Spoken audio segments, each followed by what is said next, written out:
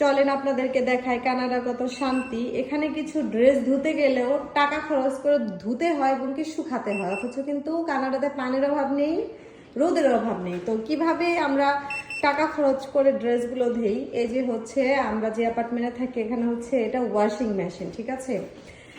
মানে একবার ধুতে গেলে মানে 2.5 টাকা খরচ, যা বাংলাদেশের 200 থেকেও বেশি, 220-এর মধ্যে বা 200 টাকা ধরেন। এই যে হচ্ছে কার্ড ইউজ করলাম। কার্ডের মধ্যে কত টাকা আছে? 40.25 পয়সা, তাই না? তো এটা 2 টাকা কিন্তু 25 পয়সা খরচ হবে। তো এখানে স্টার্ট করে দিলাম।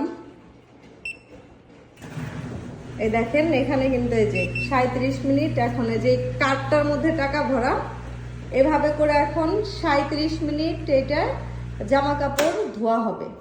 তো কি বলেন, বাংলাদেশে 200 টাকা খরচ করে কয়েকটা কাপড় চোপড় ধুতে হয় এবং কি শুকাতে দিলেও টাকা খরচ হয় কানাডাতে।